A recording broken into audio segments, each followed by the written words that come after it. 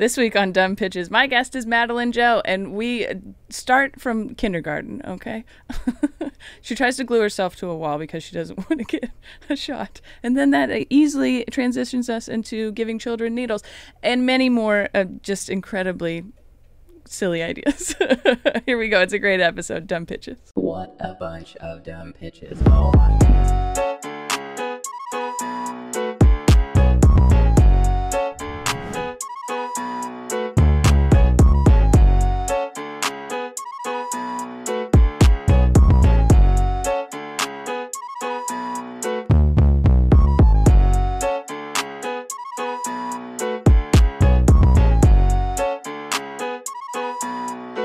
Welcome to another episode of Dumb Pitches with Monica Nevi. I'm Monica Nevi, your host. This is the show where we talk to successful people about their worst ideas. I'm extremely excited for our guest. This week in studio, we love in studio, Madeline Jo is here with me. Hello. Hello. Thank you for doing the show. I'm very excited. We met recently. You came to one of my shows, but I was excited to have you on the show because we do have a lot of comedians and we've had some authors and musicians and stuff, but we just have, I like it when people do something else. Not that I don't love comedians, I love us, but you're an artist and you do some different stuff. So we like to start with your good ideas, your credits, so people know you haven't only had bad ideas. Yeah. Yeah. So you are a mixed media artist, and I looked at your Instagram, some really cool stuff. I don't know. I enjoy, how do I explain this? I really like things that I know I can't do. Like there's just so many things of yours that I was like, this is crazy. How would you think of that? And just, I don't know. And you also do set design and lighting, which is so interesting to me because sometimes you go to a show or you watch comedy specials or whatever, and you're like, who thought to do that in the background and do all that stuff that you don't think about? And so I thought that was really cool. But you've worked with a lot of music, a lot of bands, music videos, live performances, setting up those things. Live streams, that's an interesting change. You work with Dick's Drive-In, which is like a huge well-known Seattle staple, I would say. And then Seattle Design Festival's block party 3 times. Wow, look at that. Yep, I just applied to do it again this year, so we'll see if that happens. This year's theme is curiosity. Nice. So. Oh, and a theme. See, this is okay. So I'm just very interested, and I'm sure I'll sound plenty dumb asking you questions about stuff, but I just think it's really cool. So thank you for being here. And, thanks for having me. Yeah. And, your Instagram handle will be down there for everyone to see, but go check out Madeline's Instagram because there's some really cool stuff on there, I thought. Yeah, a lot of those ideas come from the same place that a lot of the bad ideas Perfect, come I from. think, yeah. It's sort of like trying to figure out the difference between an art installation and something that's just a stupid idea is a regular part of my life, I think. Well, that's true. Well, and I feel like art in general is, it's up for interpretation no matter what. So I'm sure we've all seen stuff where you're like, okay, that's interesting. I'm not sure if that's what I thought it was or right. Yeah. Or it's like, is something a performance art or should I just keep it to myself maybe, perhaps? Is this just a weird thing I'm doing at home? Yeah.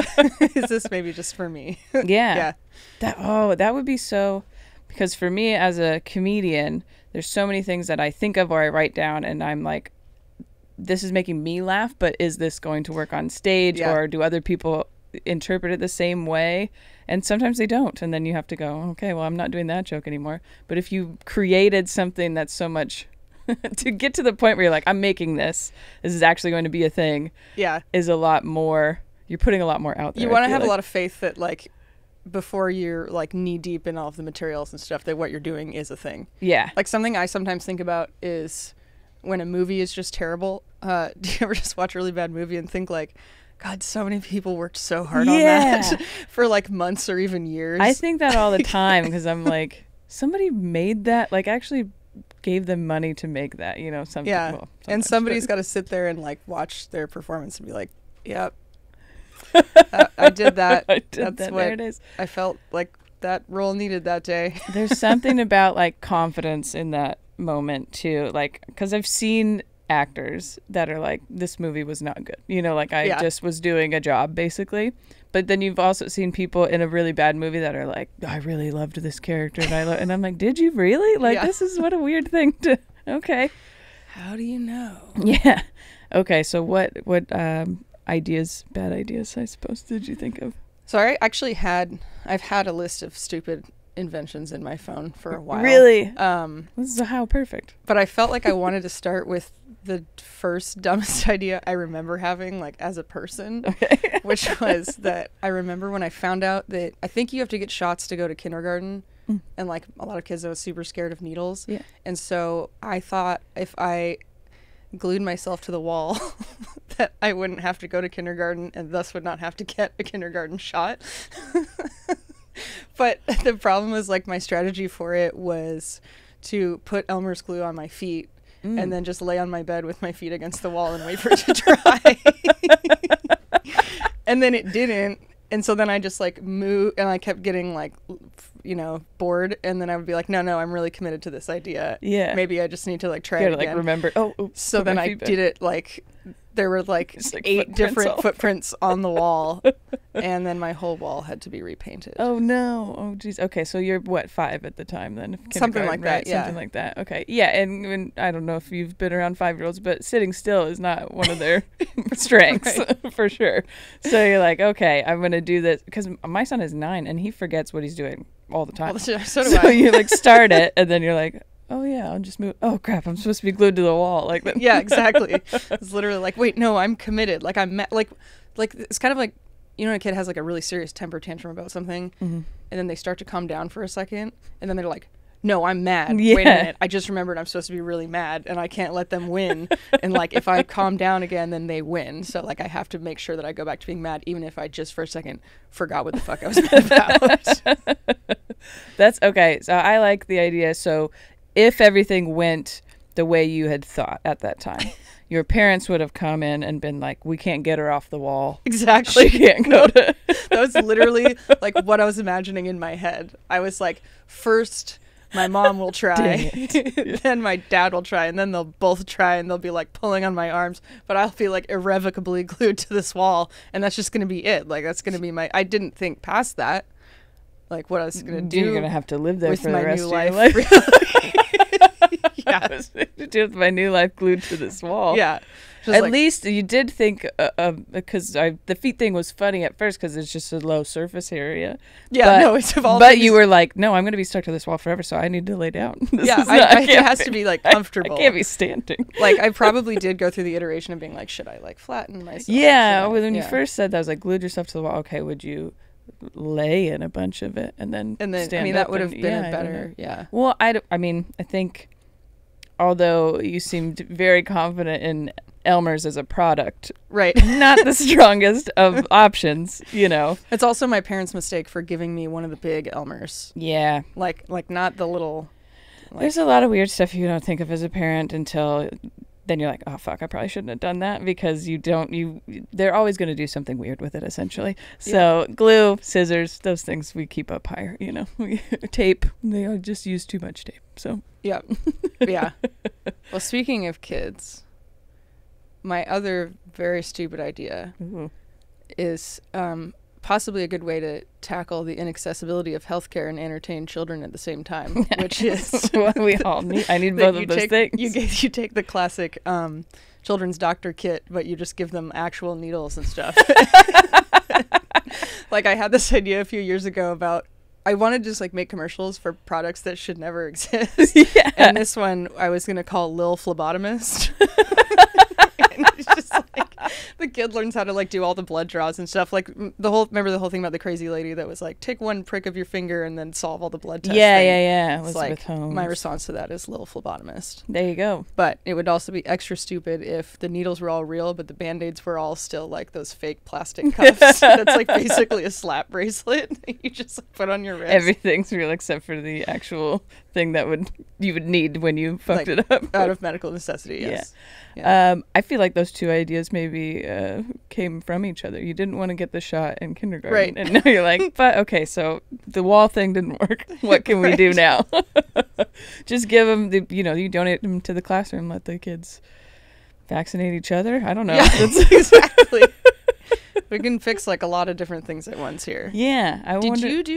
Did they have you prick your finger and test your blood type when you were in school? Yeah, when I was in science class, though. Yeah. Yeah. We did that, too. I was just wondering if they still do that and if that's at all sanitary. Yeah, probably not. I mean, I remember that we, like, just wiped our fingers off, but I don't know where those little needle things were before that. Yeah.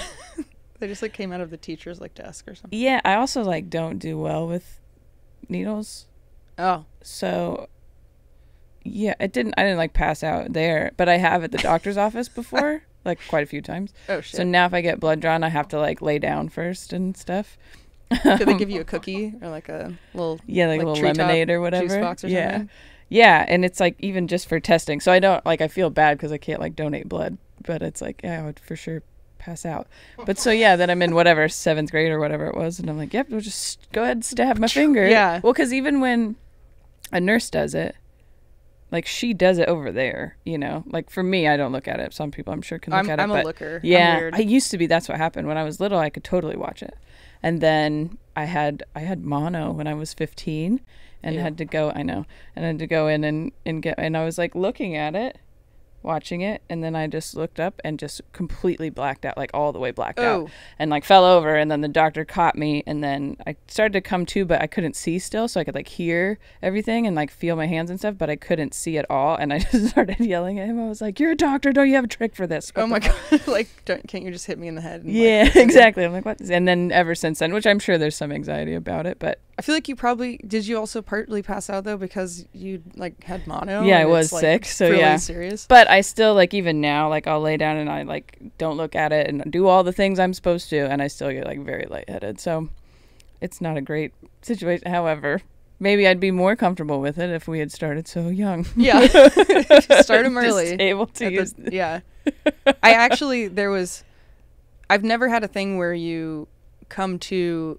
and can't see at first, I don't think, but I was on like a 9-hour flight once, and I was sleeping with one of those eye masks on, and I was sleeping in a weird position, and my left leg like went completely numb. And I remember like coming to like a flight attendant checking on me because I half woke up, couldn't feel my leg, and I thought I couldn't move it either, so I thought I wasn't moving like, my leg, but I was like flailing around like crazy, and I thought I was blind because I still had a mask on, and they actually called the flight attendant because they thought I was having a seizure. Oh, yeah. Like, I mean, that would make sense. That's nice of them to come and check on you, but yeah. Wow. So I have a weird thing. I don't know. I would like to know more about my own brain, but I can't wear an eye mask. I think I just like need to know what's going on, right? And if I can't see, then it freaks me out. But also earplugs. I've tried to wear earplugs to sleep before, and I'll wake up and think that I can't breathe, which doesn't make any sense because I don't breathe out of my ears. Yeah. Yep. Mm-hmm. I don't know. That's terrifying. So I'll be like, and then like throw them out of my ears. It doesn't make any sense. For me, it's usually just waking up with something numb, and then I like flail it around. Yeah, I started to sleep with like one arm up, and then I'll wake up and like can't feel my hand at all. Yeah, and I'm all like, the time. Is this gonna come back? All the time. Yeah. It's not. Were you sitting up like on the sitting plane? up on the plane? Yeah. Probably. I do a lot of weird stuff to try to get comfortable on the plane, though. Yeah. Because I have like a long torso and short legs, which is why I'm sitting like this. Me too. So I bought a foot hammock. I don't know if you've ever seen one of those. I just clip it on the tray table, and then I put my feet in it. It helps a lot. You should get it. That sounds great. I fly all the time. Should get it for for fucking today. But oh, that's good to know. Anyways, yeah, I'm moving all the time and like repositioning when I'm sitting because my hips just hurt. Yeah, whatever. Uncomfortable. Anyways, that's a different story. Okay, back to these great childhood ideas. Okay, I mean, this is Here's another good one. Okay. My brother has 2 kids. Wait, delete the part where I forget how old they are. I'm just kidding. One of them's like 2, and the other one is not 1 yet. At least they're not yours, and you forgot. You're right. Like, I don't know. He's 13 or something. Yeah, but 13 or like 3 or something. I have not changed a diaper of theirs or anyone else's. I've never changed a diaper in my life. Yeah. And there's several other reasons why I don't have my own kids yet, but one of them is I was waiting until I can finish, meaning also would have to start this invention that's called the baby bidet.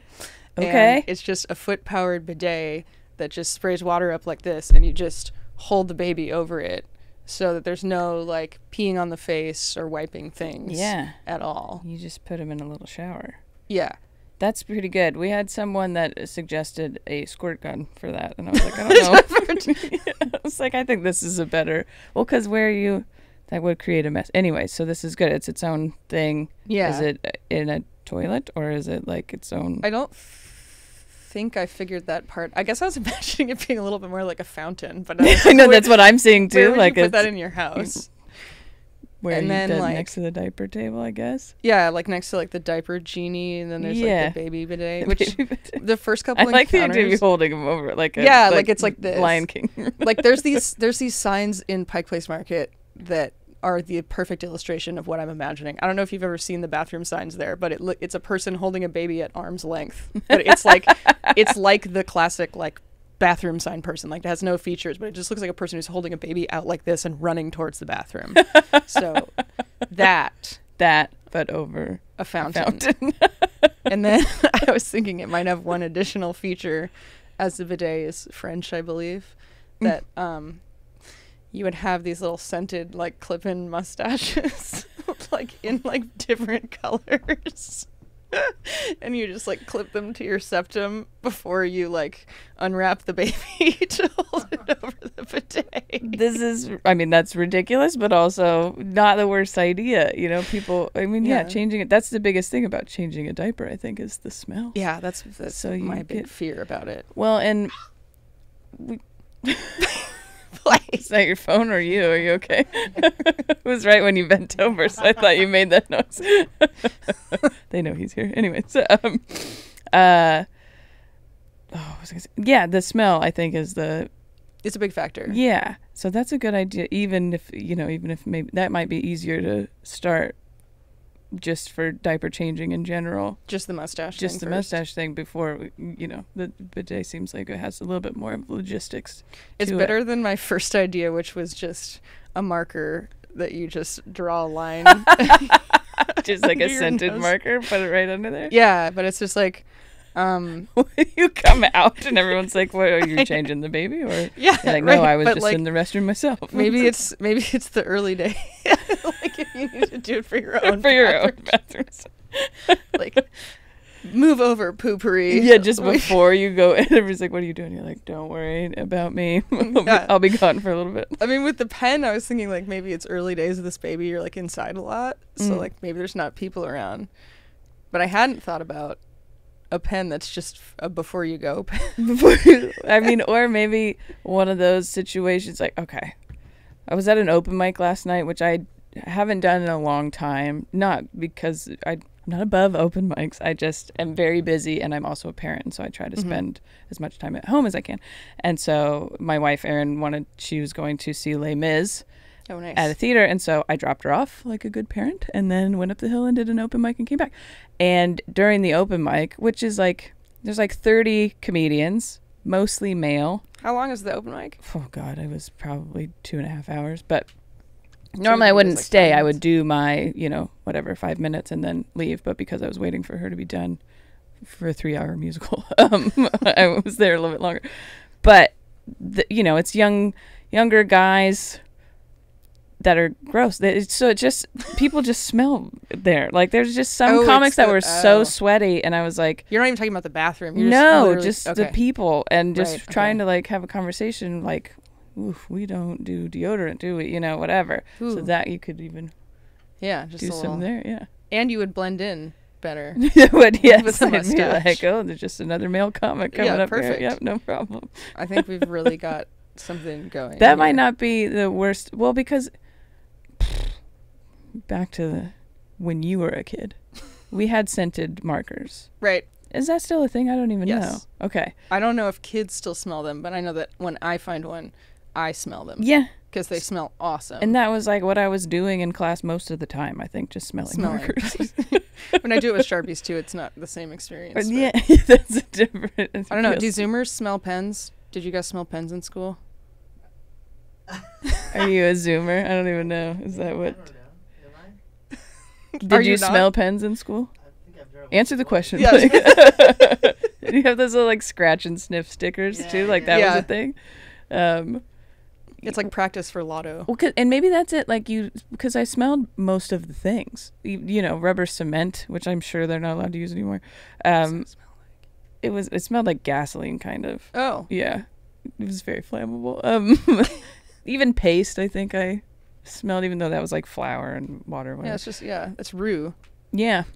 Just like which is why, because they're like, well, they're gonna eat that's it. That's why there's kids that eat paste then. Yeah, we're gonna just training to be a chef. Yeah, they did make it sound like it was really weird. It would be weirder to eat glue or the rubber cement or whatever, but paste is like. This is the first time I've actually considered the idea that the paste the kids were eating was flour and water. Oh. I literally this entire time thought that paste eaters were actually eating glue. In fact. You were actually eating glue, no? Yeah, specifically the paste. I don't know, which is also. Now that I'm thinking about it, is a weird word. Anyways. But it is just wheat paste. Yeah. Anyways. We've gotten back to the glue again. Good thing you didn't use paste for the wall. Do you have a question? No, that was 5 minutes ago. Okay. He tries to pretend like they don't know he's here or something, but I reference him all the time, so it's fine. Oh, yeah. I didn't know if I was allowed to break Producer the fourth wall Blake, there. yeah. Oh, yeah. This is, sorry, very professional, obviously. It should be, yeah. Okay. We've had some good, do you have any last? Oh, yeah, I have more. Okay. You're like, yeah, no, I can do this for a long time. Yeah. An architecture firm that specializes, this one's kind of sad. So I thank you for prefacing it. Whatever. Okay. It's an architecture firm that specializes in designing, like, resort house things for like bajillionaires and like drug kingpins made out of the current islands of trash in the ocean. Ooh, okay. So they just reform the trash into like an actual island, like a villa or something. Yeah, and then like, you just do coke there or whatever. I feel like you're going in a certain lane there that makes it probably sadder, but I'm sure some like environmentalist type of person might would probably be into it too. Be like, this is technically recycling, taking all this shit out of the ocean, not out of it, but you could just make your own. You could just make your own island. Then I think there's a lot in there. I've heard. Yeah, so I've heard that too. Rope it all together, and it's just just sitting there being gross, presumably. I would assume making things complicated. I like that it is. So are you thinking millionaires and drug dealers and stuff as a way to get them out of our mainstream areas too? They'd be like, here, go ahead, be in your private space, do whatever creepy stuff you're up to. Yeah. Okay. It's kind of like the thing where it's like, help Elon until he gets to Mars and then just leave him. Then just leave, yeah. So. Yeah, of all people we want going to space. Go on, get on out of here, friends. Yeah. You can afford it. Have a good time, honey. Like, yeah, that's fine. Oh, congratulations. You made it. Oh, something's wrong with the return piece. Oh. Houston, we have a problem? I don't know. They don't seem to, anyways, that's their own. I think they would probably feel good about it too, you know?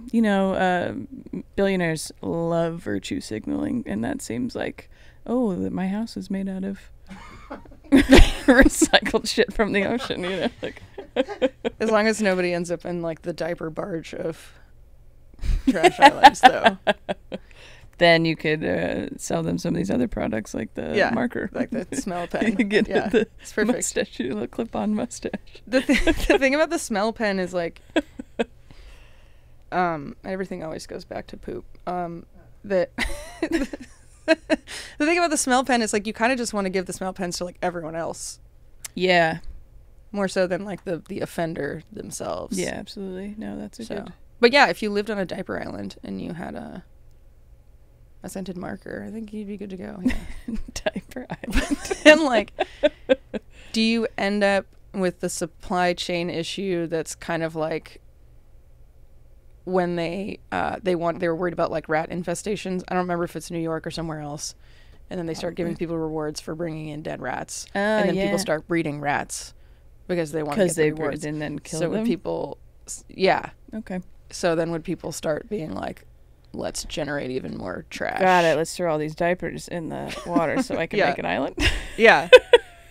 That's true. I'm I want to have more faith in us as people, but we usually take whatever the bad version of something is, and we're like, oh, let's do that one. Like, yeah, like, there's a version of this that would be great for the world and for people, but like, we don't do that one. No, we're not good at that. Maybe that's the sad part. Then I don't think it's anyways. The sad part is that there's that much trash in the first place. Yeah. I mean, you could, you get your recycled lanyard or whatever. I used to be a water bottle that was floating in the ocean. Look at that. Oh, That's yeah. nice. So then you get to this island with a big house and you're like, I used to be diapers. Yeah. Well, when I started thinking about it, I started thinking about whether you could crush a bunch of clear plastic bottles together to make them like those glass blocks. Where you have like a glass block stacked wall, and then light comes through, but it's distorted. And then you could, I already started designing it, basically. I was going to say, you're like, oh, see, you got to have the weird or bad ideas that leads to the actual good idea. Yeah. That's good. No, but that's, well, yeah, because some of the plastics are colored too, so it'd be, anyways.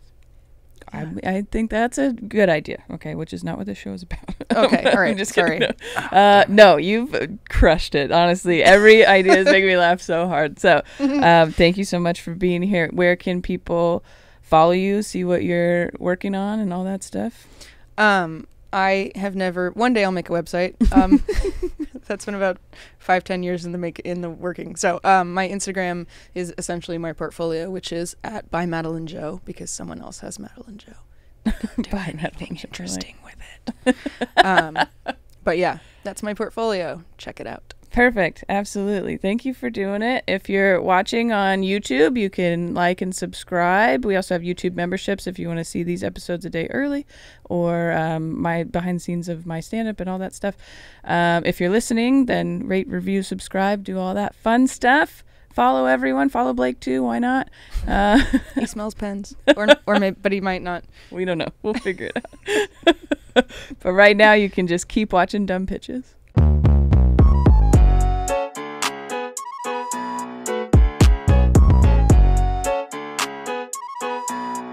You're weird. Yes.